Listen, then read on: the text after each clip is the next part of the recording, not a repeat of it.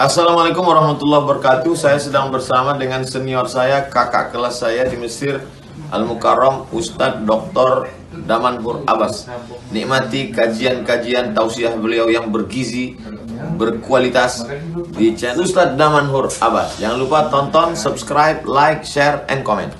Assalamualaikum warahmatullahi wabarakatuh.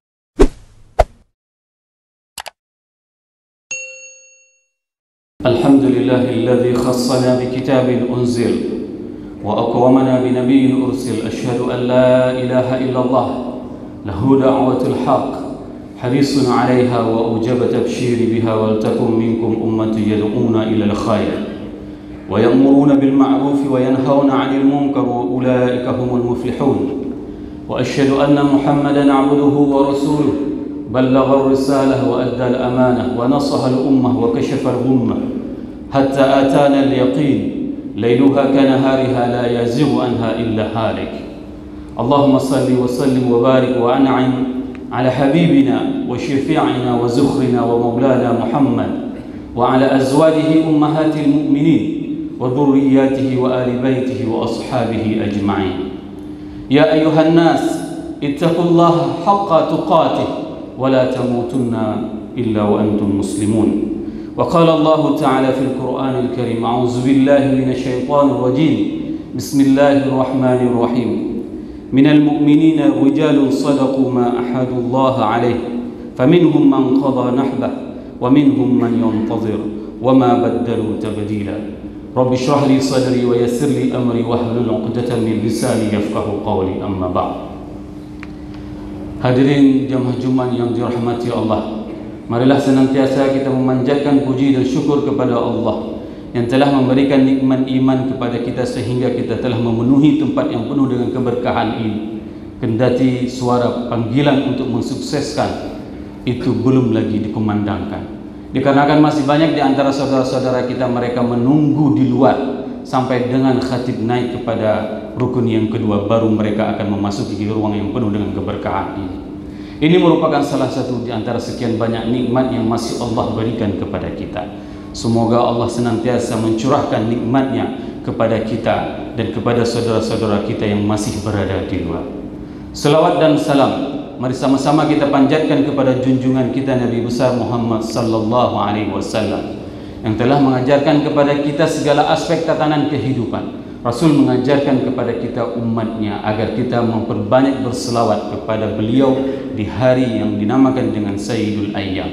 Agar apa? Agar kelak kita dikenal oleh baginda Rasulullah SAW. Agar apa? Agar tidak terasa berat pada saat kita mendengarkan apapun yang diperintahkan oleh baginda Rasulullah SAW untuk kita terapkan di dalam tatanan kehidupan kita.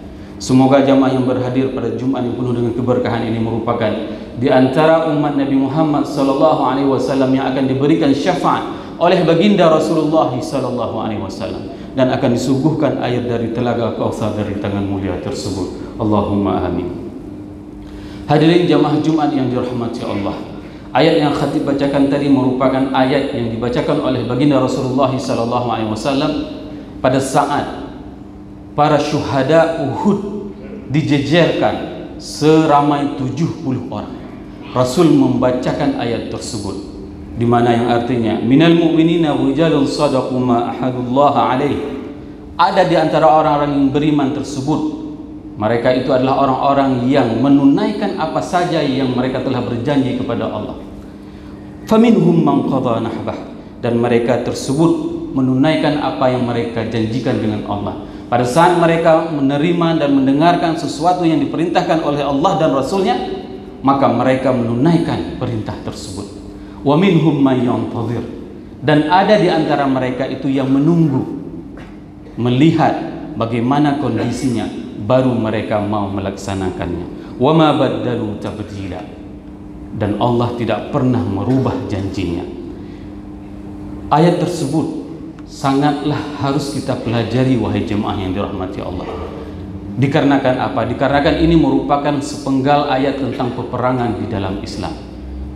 Dan peperangan di dalam Islam memainkan peran yang sangat penting. Sehingga Khatib Al-Baghdadi beliau meriwayatkan sebuah riwayat yang disampaikan oleh Ali bin Husain bin Ali bin Abi Thalib. Beliau mengatakan bahwasanya kunna nu'allimal maghaziyan nabi wa sarayahu kama nu'allima suratun minal Qur'an. Kami itu mempelajari peperangan pada masa Rasulullah sallallahu alaihi wasallam sebagaimana kami mempelajari ayat-ayat Al-Qur'an, surat-surat di dalam Al-Qur'an. Perang Uhud merupakan salah satu potret bagaimana ujian tersebut, bagaimana kesempatan tersebut diraih oleh para sahabat. Kalau seandainya khatib menjelaskan, dan ini bisa menjadi imajinasi bagi kita semua, Uhud itu merupakan sebuah tempat yang dicintai oleh Rasulullah SAW. Karena apa? Karena Uhud sendiri, Jabal Uhud itu sendiri itu malah mencintai Rasulnya. Posisi peperangan Uhud itu adalah, kalau diibaratkan sebelah kanan khatib ini adalah Jabal Uhud, dan di hadapan khatib ini adalah pasukan kafir Quraisy yang sedang menanti kedatangannya, dan matahari berada di posisi di belakang. Dan satu lagi posisi sebelah kiri peperangan itu adalah Jabal Ar-Rumah, di mana Rasulullah SAW menempatkan 50 orang pasukan pemanah yang andal. Mereka ditempatkan di atas dikarenakan apa? Kalau seandainya tentara pasukan kuda ingin memutar, maka mereka bisa dihantam oleh pasukan pemanah yang berada di atas Jabal Rumah. Nah, bagi mereka untuk menyerang Rasulullah dari belakang itu sangat jauh, dikarenakan Uhud panjangnya 7 km, dan tidak mungkin mereka akan berputar ke belakang untuk menyerang dari belakang untuk mengitari Jabal Uhud tersebut. Salah satu titik lemah peperangan Uhud itu adalah Jabal Rumah, di mana Rasulullah SAW menempatkan 50 pemanah terbaik. Dan pada saat itu Rasulullah SAW menyusun strategi dan memesankan kepada para pemanah yang berada di atas Jabal Rumah tersebut, kalian tidak boleh turun ke bawah kendati apapun kejadiannya. Kendati burung-burung itu sudah memakan bangkai yang ada di bawah, maka kalian tidak dibolehkan untuk turun ke bawah. Begitulah pesan Rasulullah SAW kepada para sahabatnya. Rasul pada saat itu melelang pedangnya. Siapa yang mau memegang pedangku, silahkan, tapi dengan satu syarat: tidak boleh ada orang yang bangkit pada saat dia memegang pedangku. Maka pada saat itu berebutlah para sahabat. Namun pilihan tersebut jatuh kepada Abu Dujana. Abu Dujana itu terkenal seorang kesatria yang berasal dari Ansar. Apabila dia telah mengikat ikatan di kepalanya dengan ikatan merah, maka tidak ada satupun yang berada di atasnya, yang di hadapannya itu bisa mengalahkannya. Begitulah kesatriaan. Rasul menyusun strategi. Di barisan terdepan ditempatkan beberapa orang sahabatnya yang satria. Di antaranya itu adalah Hamzah. Dan Hamzah menandakan di dadanya ada bulu unta. Agar apa? Agar pion-pion tidak bertempur dengan dia.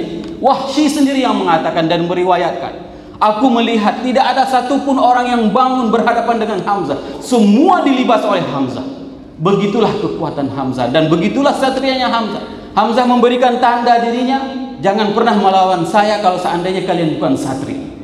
Dan didapatkan di depan yang terdepan tersebut adalah Hamzah, Umar, Ali, sehingga mereka bisa menerobos 3.000 jumlah pasukan orang kafir Quraisy, diporak-porandakan oleh orang-orang pilihan Rasulullah SAW. Ini merupakan sebuah kesempatan bagi mereka pada saat mereka melihat orang-orang yang berada di Jabal Rumah tersebut, melihat pasukan kafir itu sudah porak-poranda dan mereka sudah lari terbirit-birit, maka mereka turun. Kenapa mereka turun? Bukan dikarenakan ghanimah. Ini adalah para sahabat Rasul. Mereka tidak pernah tergoda dengan harta. Bukan harta yang menyebabkan mereka turun dari bawah, akan tetapi mereka turun ke bawah dikarenakan menganggap bahwasanya peperangan tersebut telah selesai, dan diingatkan oleh pimpinannya, jangan turun. Apalagi yang kita tunggu di sini? Dijawab oleh sebagian yang lain. 43 orang itu turun ke bawah membantu saudara-saudara yang lain mengumpulkan harta ghanimah. Maka pada saat itu Khalid bin Walid yang pada tahap awalnya ingin menyerang dari sisi kiri, maka dia berbelok kembali bersembunyi di belakang Jabal Rumah tersebut. Dan pada saat itu Khalid melihat pasukan di atas sudah turun ke bawah, maka dia naik ke atas dan menyerang 7 orang yang masih berada di atas Jabal Rumah tersebut. Apa yang terjadi? Pada saat itu umat Islam kacau balau. Kenapa? Dikarenakan umat Islam tidak patuh terhadap apa yang diperintahkan oleh Rasulnya, maka pada saat itu pula umat Islam kacau balau. Khalid mendirikan benderanya, mengibarkan benderanya di atas Jabal Rumah. Nah, maka saat itu orang-orang kafir yang sudah terbirit-birit lari, mereka kembali dan mengepung umat Islam. Sehingga apa yang terjadi? Sehingga umat Islam kacau balau, kocar-kacir di situ. Dan 70 orang sahabat Rasul yang menghafal Quran syahid di perang tersebut. Sehingga pada suatu saat, pada saat itu ada salah seorang kafir Quraisy mengatakan, "Laqad qataltu Muhammad." Itu kondisi sangat genting. Bayangkan, umat Islam sudah sangat terjepit. Ada orang yang berteriak, dia menyangka dia telah membunuh Rasulullah SAW. Dia mengatakan, "Aku telah membunuh Muhammad." Membuat apa? Membuat hati orang-orang kafir itu mereka sudah bisa rileks. Sehingga pada saat itu ada salah seorang sahabat Rasul, Khalid, ada salah seorang sahabat Rasul, Ka'ab bin Malik. Beliau bisa melihat bahwasanya Rasul tidak terbunuh. Dari mana dia melihat? Ka'ab melihat mata Rasulullah SAW. Padahal pada saat itu Rasul menggunakan helm peperangannya dan menggunakan baju perang 2 lapis. Inilah yang dinamakan dengan sebenarnya tawakal. Pada saat itu Rasul tidak pernah melupakan tentang bagaimana persiapan, seriusnya mempersiapkan dirinya dalam berperang. Inilah yang dinamakan dengan benar-benar tawakal. Sehingga pada saat itu Ka'ab bin Malik melihat mata Rasulullah, dan lalu dia berteriak, "Rasul masih hidup, jangan berhenti." Maka pada saat itu Rasul mengatakan, "Diam, jangan ribut."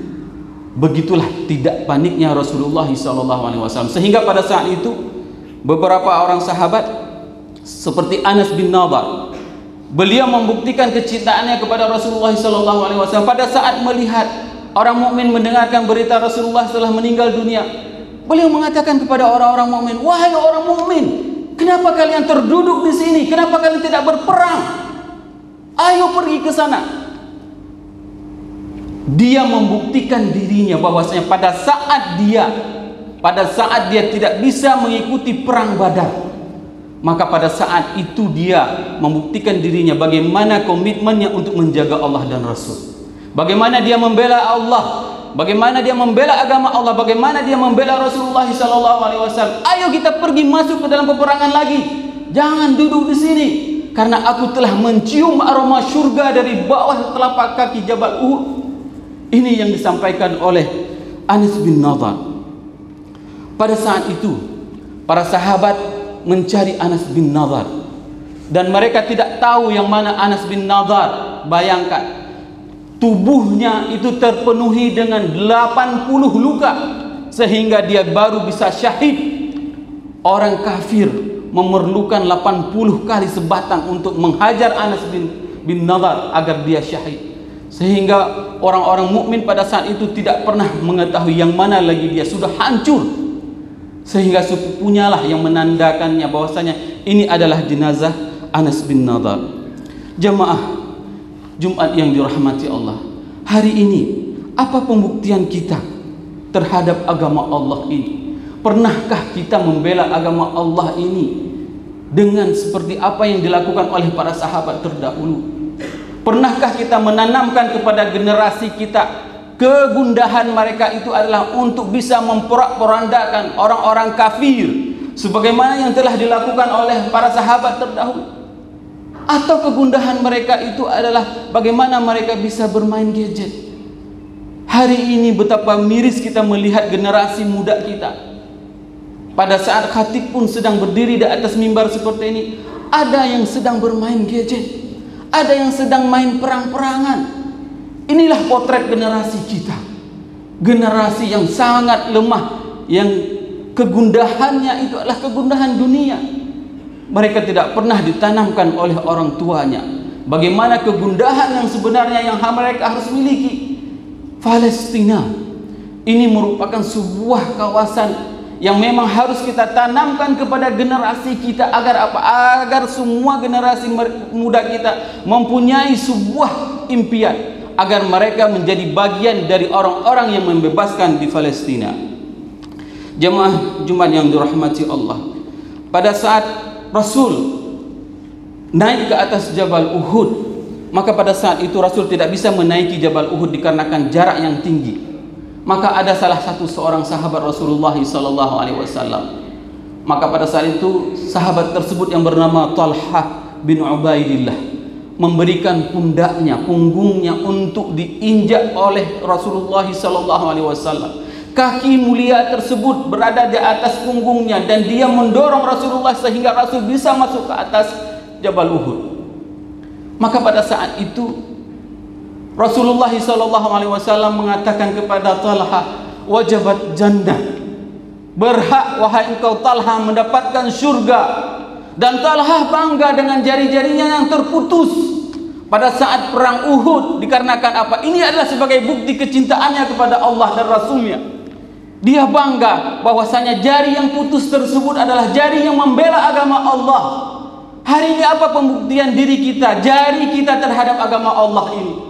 Bahkan terkadang ada di antara kita jari-jarinya itu digunakan untuk menyebarkan fitnah, untuk menyebarkan berita-berita yang tidak mendukung untuk perjuangan agama Allah. Kelak semua Allah akan minta pertanggungjawaban kepada jari-jari itu. Hadirin jemaah Jumat yang dirahmati Allah, Abu Bakar dan Abu Ubaidah pada saat Rasul berada di dalam sebuah tebing di dalam gua Uhud tersebut melihat Rasulullah SAW ada dua duri besi yang masuk ke dalam pelipisnya. Abu Bakar bersama Abu Ubaidah mereka berebutan untuk mengeluarkan duri tersebut yang berada di pelipis Rasulullah SAW. Abu Bakar ingin mengeluarkan duri tersebut, duri besi tersebut dengan tangannya. Abu Ubaidah mengatakan, wahai Abu Bakar, jangan engkau sakiti Rasulullah. Biar aku yang membuka duri tersebut, biar aku yang menarik duri tersebut. Bagaimana caramu? Aku punya cara. Lalu dia menunjukkan agar apa? Agar Rasul tidak sakit pada saat ditarik duri besi tersebut di pelipisnya. Abu Ubaidah mengumut duri tersebut di pipi Rasulullah SAW. Sehingga apa? Sehingga giginya itu yang pertama tanggal, patah gigi, putus. Begitulah. Diumut sedikit-sedikit, diumut supaya duri besi tersebut bisa keluar dari pelipis Rasulullah SAW. Pada saat ditarik duri yang kedua dengan mulutnya, diumut juga dengan sangat perlahan. Agar apa? Agar Rasul tidak terasa sakit pada saat dicabut durinya. Maka dua gigi Abu Ubaidah pada saat itu yang tanggal. Karena apa? Dikarenakan kecintaannya kepada Rasulullah SAW. Hari ini apa yang sudah kita lakukan dengan mulut kita? Apa yang sudah kita lakukan dengan lisan kita sehingga kita dapat menunjukkan kepada Allah dan Rasulnya nanti di hari akhirat kita telah membela Rasulullah sebagaimana yang dilakukan oleh Abu Ubaidah. Bahkan kita rela memfitnah saudara kita seiman. Khatib mendengarkan sendiri fitnah dari jamaah bahwasanya pengurus Baitur Rahman Mat itu mengambil gaji. Wallahi mereka semuanya itu tidak mengambil gaji saat mengurus supermarket tersebut. Demi Allah, mereka itu semuanya mewakafkan dirinya, waktunya menyusun barang. Bahkan ada salah satu pengurus tersebut tidak mau membeli beras. Tidak mau membeli beras. Ditanya sama istrinya, kenapa ayah tidak membeli beras secara karung? Dia mengatakan, belum ada beras di Baitur Rahman Mat. Nanti kalau sudah ada beras di Baitur Rahman Mat, saya akan membelinya sekarung. Begitulah mereka menunjukkan dedikasinya, perjuangannya agar apa? Agar ada orang yang menyembah Allah di masjid ini sampai dengan hari akhirat. Bahkan ada orang pada saat ada jamaah pada saat kita memintakan uang untuk diwakafkan secara tunai, secara temporari berkah, maka mereka mewakafkan begitu mudah. Tidak pernah dia rasa takut akan dimarahi oleh istrinya pada saat dia mengeluarkan uang tersebut. Karena dia tahu bahwasanya ini adalah bagaimana posisi kita menunjukkan agar agama Allah ini ada yang dipuji sampai dengan hari akhirat. Maka khatib ingin mengucapkan terima kasih, jazakumullahu khairan katsira, terhadap perusahaan yang mau berbelanja secara bulanan di Baitur Rahman Mat. Karena ini adalah bentuk kepedulian kita dalam membangun perekonomian umat. Ada rumah sakit, ada restoran yang berbelanja secara bulanan di Baitur Rahman Mat. Ini merupakan wakaf. Ini merupakan amal jariah yang akan terus mengalir hingga dengan akhir zaman. Jamaah yang dirahmati Allah, Ubay bin Ka'ab, salah seorang sahabat Rasul, pada saat peperangan sudah jeda, diperintahkan oleh Rasulullah SAW untuk mencari para sahabatnya. Di antara salah satu sahabat yang disuruh cari oleh Rasulullah SAW itu adalah Sa'ad bin Rabi'. Sa'ad bin Rabi' ini adalah salah seorang sahabat Rasul yang diminta kepada Ubay untuk menyampaikan salamnya dan ditanyakan kabarnya. Dia adalah orang Ansar. Pada saat Ubay mencari di antara sekian banyak orang yang terbergelimpangan di dalam peperangan tersebut, maka Ubay menemukan Sa'ad. Pada saat itu Sa'ad sedang sakaratul maut. Wahai Ubay, aku diperintahkan oleh Rasulullah SAW untuk mencarimu, dan Rasul menitipkan salamnya kepadamu, wahai Sa'ad. Maka pada saat itu Sa'ad bin Rabi' menyampaikan, wahai Ubay, sampaikanlah salamku kembali kepada Rasulullah SAW. Dan pada saat itu Ubay menyampaikan amanah dari Rasulullah. Rasul menanyakan tentang keadaanmu, wahai Sa'ad.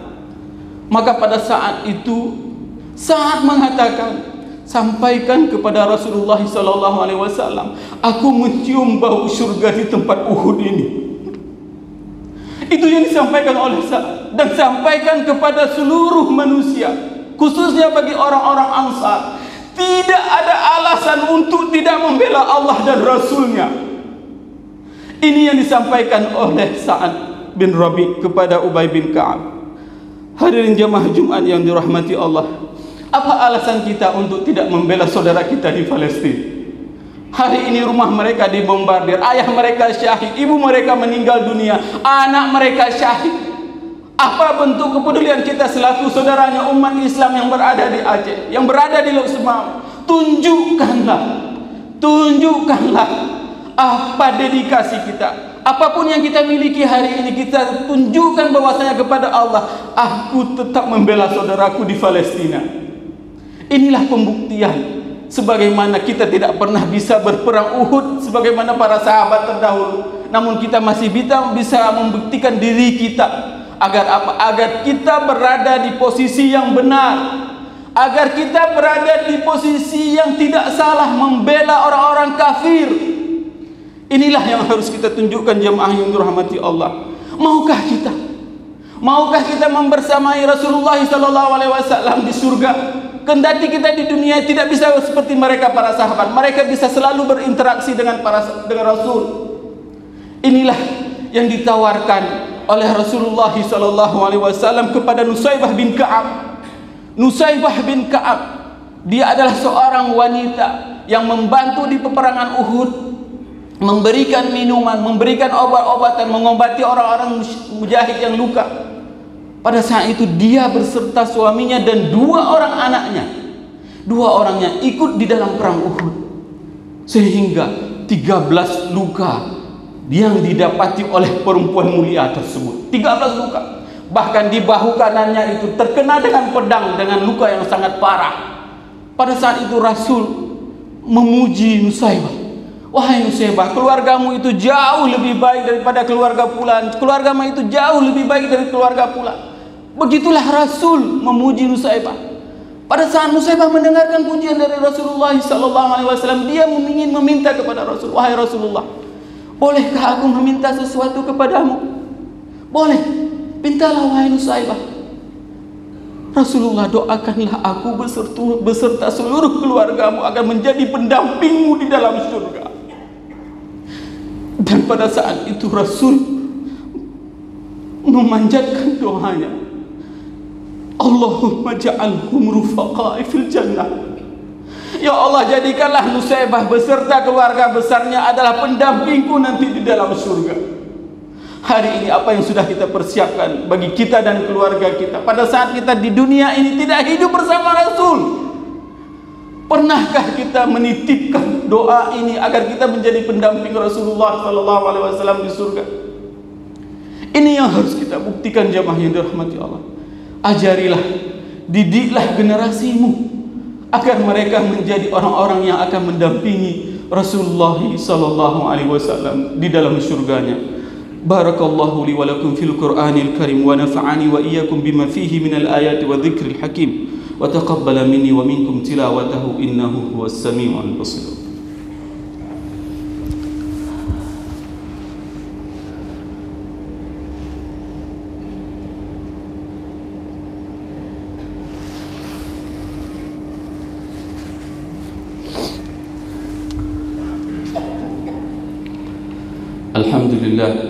الحمد لله بنعمته تتم الصالحات أشهد أن لا إله إلا الله وأشهد أن محمدا عبده ورسوله اللهم صل على سيدنا محمد وعلى آله وأصحابه أجمعين يا أيها الناس اتقوا الله حق تقاته ولا تموتن إلا وأنتم مسلمون وقال الله تعالى في القرآن الكريم أعوذ بالله من الشيطان الرجيم بسم الله الرحمن الرحيم إن الله وملائكته يصلون على النبي يا أيها الذين آمنوا صلوا عليه وسلموا تسليما اللهم اغفر المسلمين والمسلمات والمؤمنين والمؤمنات الأحياء منهم والأموات إنك السميع قريب مجيب دعوات ويا قاضي الحاجات ربنا لا تؤاخذنا إن نسينا أو أخطأنا ربنا ولا تحمل علينا إصرا كما حملته على الذين من قبلنا ربنا ولا تحملنا ما لا طاقة لنا به واعف عنا واغفر لنا وارحمنا أنت مولانا فانصرنا على القوم الكافرين اللهم أعز الإسلام والمسلمين وهالك الكفرة والمشركين ودمر أعداءك أعداء الدين اللهم انصر إخواننا المجاهدين في فلسطين اللهم انصر إخواننا المجاهدين في فلسطين اللهم انصر إخواننا المجاهدين في كل مكان ربنا آتنا في الدنيا حسنة وفي الآخرة حسنة وقنا عذاب النار وأقيم الصلاة